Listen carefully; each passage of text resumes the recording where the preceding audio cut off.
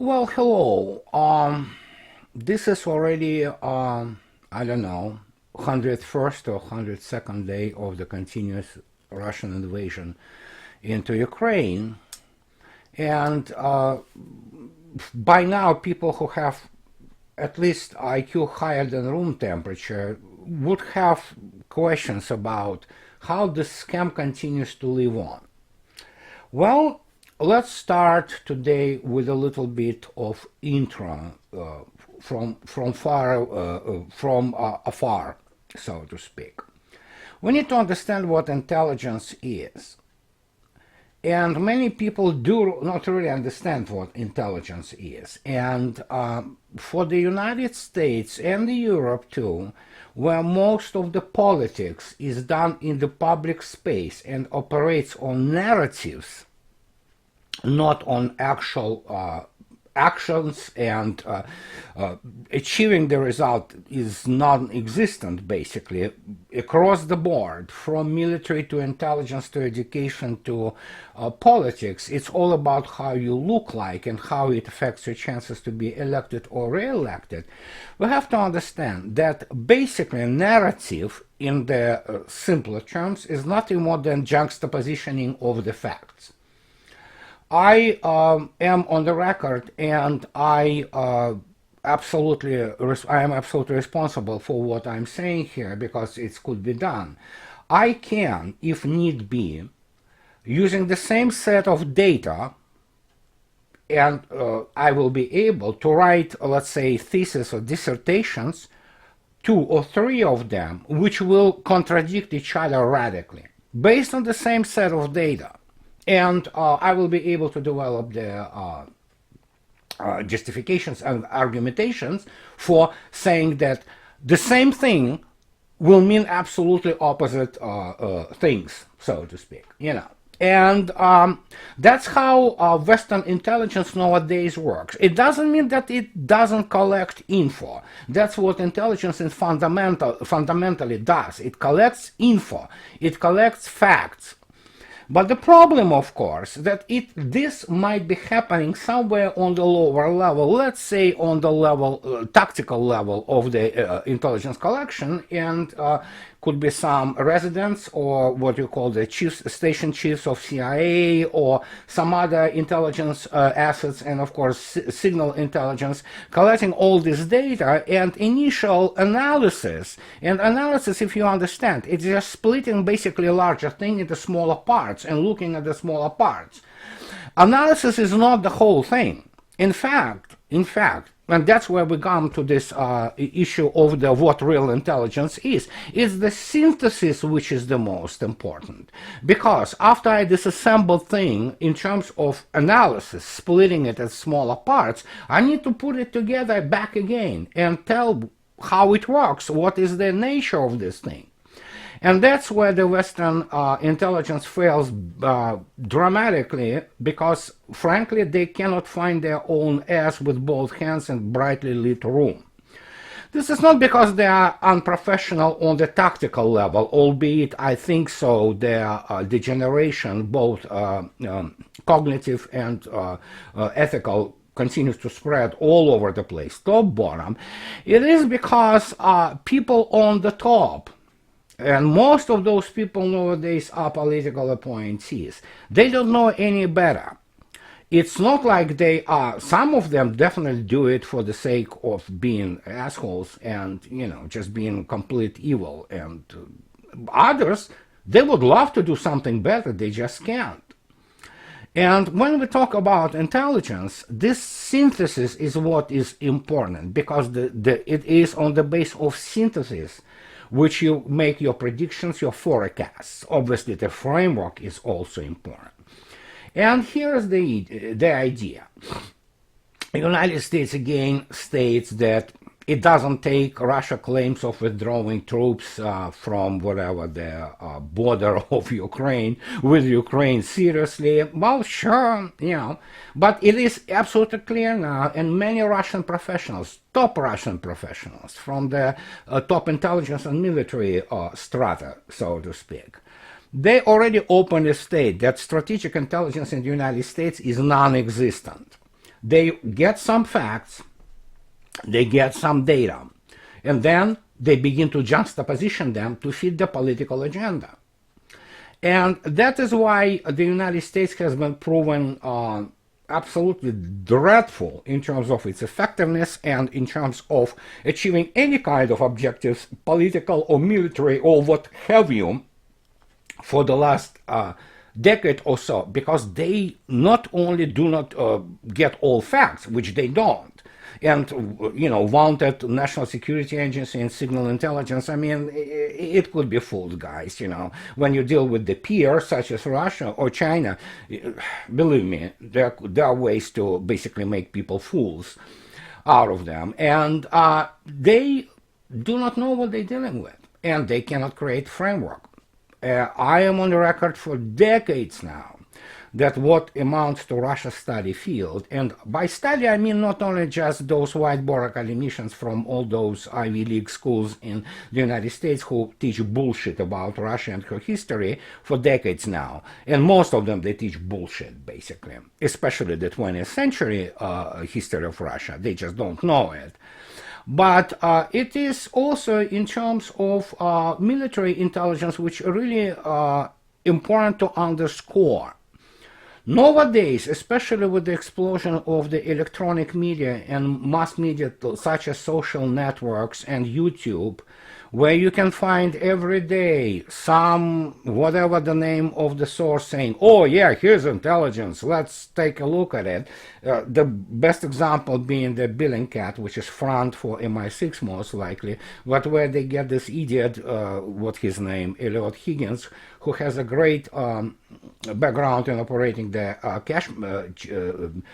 cash machine in the store, selling whatever, lingerie, I believe. So this is not how you do it, obviously. There's not intelligence, and the military porn people who also go there take a random two types of the similar weapon system from NATO and Russian side and begin to compare that. This is obviously BS. And this is the way, by the way, which begins to propagate as the main method of analyzing and synthesizing data in the United States. And the issue, of course, is this is not how it works at all. And the situational awareness, let alone tactical awareness, are very hard to come by. And we're talking about, when I say tactical awareness, I have to say that it's strategic awareness too. Because situational awareness is, I know where my enemy is. Tactical, or in our particular case, on the level of geopolitics, global affairs, strategic awareness is, I know what my enemy is going to do. United States doesn't operate like this. It didn't in a long time, because first it convinced itself that it's the greatest fighting power for some unknown reason. I have no idea how you can become the greatest fighting force in history, losing all your wars. But now it is also doesn't understand the world which is outside, and it's not just the matter of wrong intelligence. It's the matter of even correct intelligence and facts on the ground being completely wrongly interpreted. And basically it all comes down today to this.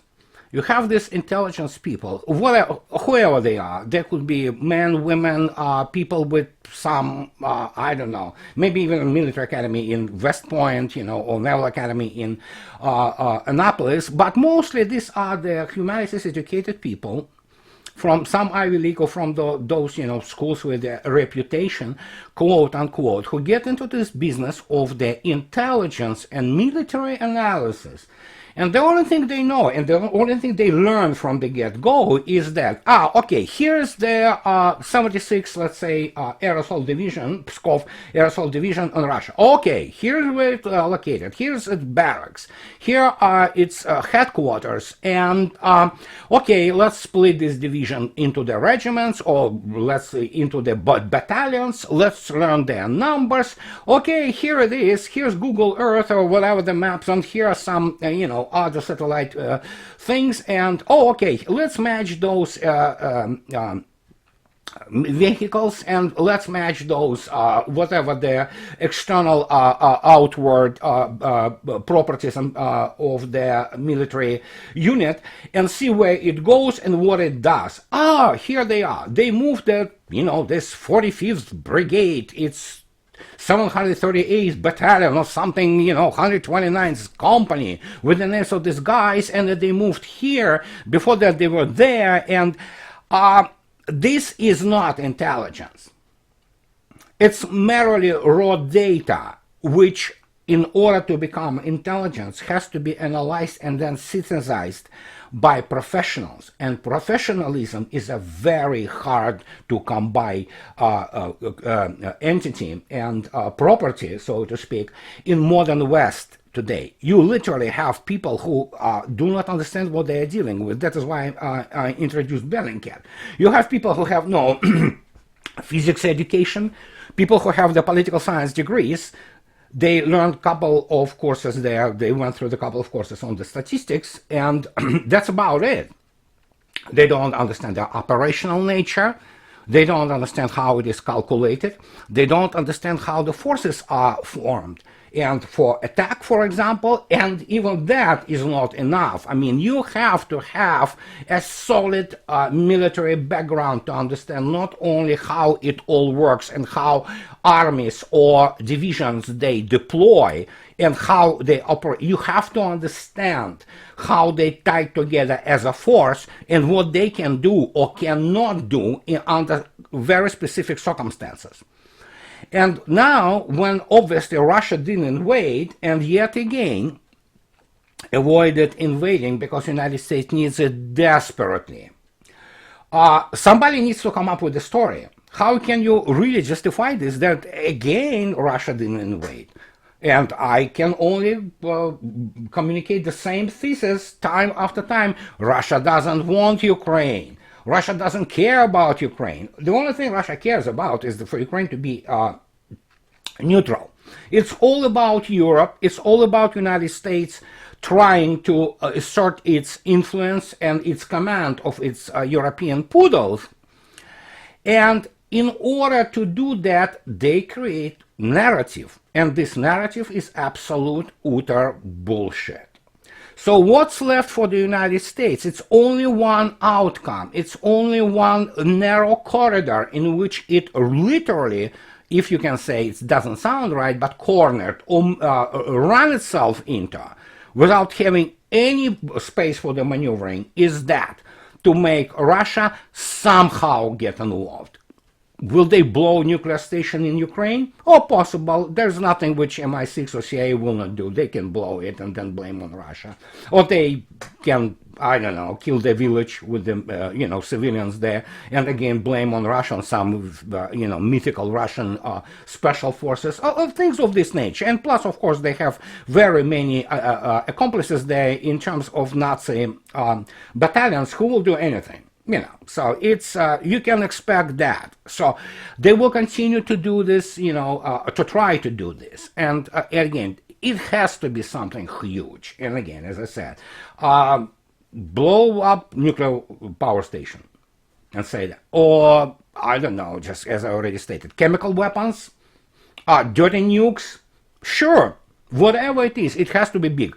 Or maybe even detonating, as some people propose, that detonating small yield nuke in Kiev altogether. So, yeah, it's we know the pattern, but pattern is never become the basically enslaved to a pattern. You can be sometimes surprised how patterns change. So, but we know approximately their MO, modus operandi, and United States will continue to try to do that.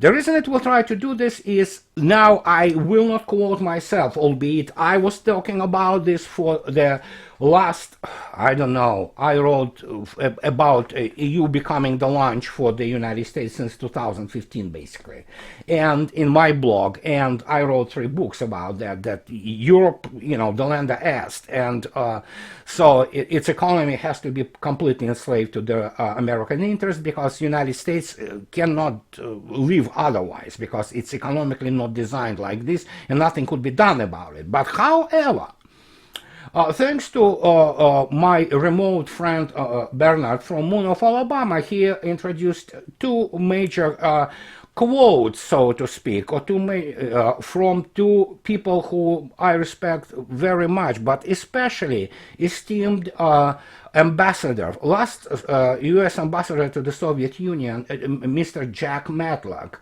a man who basically embodies the best of what U.S. diplomacy had in the 20th century, unlike it is today, which is basically a sewer of the incompetent ignoramuses. But let me read it for you what Mr. Jack Matlock says and why we have this. Maybe I'm wrong, tragically wrong, but I cannot dismiss the suspicion that we are witnessing an elaborate charade, grossly magnified by prominent elements of American media to serve a domestic political end. Facing rising inflation, the ravages of Omicron, blame for the most part unfair, for the withdrawal from Afghanistan, plus the failure to get full support of his own party for the Build Back Better legislation, the Biden administration is staggering under the sagging approval ratings just as it gears up for this year's congressional elections. And here is the most important part. Since clear victories, quote-unquote, on the domestic woes seem increasingly unlikely, why not fabricate one by posing as if prevented the invasion of Ukraine by standing up to Vladimir Putin? And that's Jack Matlock. Of course, Alastair Crooke adds the second factor, and this is new twist for America's strategy. Well, America doesn't do strategy, it's can't. It doesn't have cadres to do it, but strategy. And here it is. To keep Germany down and price uncompetitive, quote-unquote, versus US goods, to keep Russia out, quote-unquote, from being Europe's source of cheap energy, and to keep China fenced out from US trade. Simple as that. This is what is this all about. And as I already stated, people in Russia knew this from the get-go. They knew it not only in 2014, they knew it in 2008. Another matter that if the United States strategic plans, quote-unquote, are basically a kindergarten, laughable ploys conducted by the majors in political science and art who infest corridors of the U.S. power, in White House, enough for you to look up who is Jake Sullivan, who leads this so-called Tiger Team, which is really funny. And by the way, the guy faces some real grim perspectives once Special Counsel Durham releases all the information about this Russia Gate hoax. That's another, product of the U.S. intelligence, quote unquote, and Democratic Party. Not that GOP is better, same shit, just different smell. But point is that we have a complete consensus now of people knowing what is this all about. And people in China, in Russia, I think in India, anywhere in Asia, and even in Europe, some people understand it is all about beating those European poodles into utter submission because they are the lunch for the United States. European economy has to die. And for United States to basically employ to the full force its controlled elites in the European Union and NATO, like this clown Jens Stoltenberg, who is laughed at, but I mean, he is a political figure. So are many people in the cabinets of Germany, France, Italy. So this pro-American lobby, in order for the United States to mobilize this lobby and make sure that it basically allows to tighten control over Europeans, they need to kill Ukraine. And they need to kill Ukraine in such way that Russia is involved, because that allows the United States to point the finger to Russia and say, you see, those evil Ruskies, you didn't want our protection, now look what they did. They killed Ukraine. And whatever there will be, again, their false flag operation has to be major. It has to be such that it scares the hell out of already cowardly, most of them cowardly European elites, and they, salute and say, yes, you are right, we are your slaves, do whatever you want, but just defend us from those, ungodly forces of evil Russians and those goddamn Mongolian, Tatar, whatever, hordes. So that's the idea. It's strategy. It's stupid, but in some sense it could be really effective, because basically, as I already stated, as bad as American elites are and as ignorant they are, European elites are not much better. In fact, they are much worse, because most of them are traitors. They are treasonous to their respective nations, and they will sacrifice those nations, be them Germans, Belgians, French, or whatever, on the altar of globalism, which is essentially America's tool to control their, at least now, their so-called transatlantic axis of forces or countries, what have you, because the rest of the United States has no resources, no ability to control, and it knows it. So in this particular case, when you hear the word intelligence coming out from whatever the American org in Washington, D.C., or whatever bunch of those amateurs who pretend that they know how intelligence works, keep in mind, they will be probably spreading bullshit. And as you can see yourself today, especially after they're ridiculous to the point of being hilarious, CNN getting people on the roofs in Kiev expecting those Russian assaults, calibers flying in, and then Russian tanks rolling into Kiev. These people are not normal people. We have to understand that. Their campaign of the lowest denominator selection for the last several decades, especially the last 25 years, which saw American political and government institutions being packed with basically morons and incompetence, it gave its fruits today. We literally have the whole mass media of the country, which claims to be a democracy, quote unquote, and having a free media, which is hilarious, it's laughable.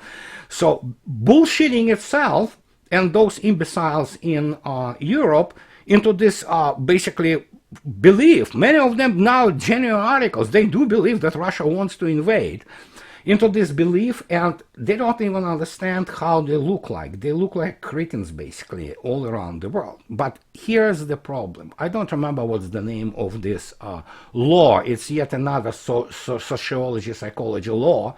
But it's simple.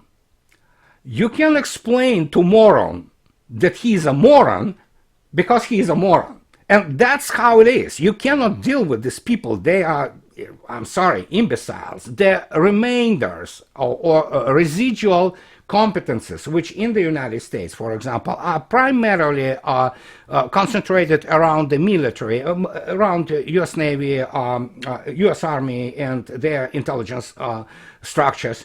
People who actually do not do narratives, but people who actually have to work with data and have to make proper analysis and then synthesis, because lives depend on that. That's about it. In terms of political issue, again, people just think about it.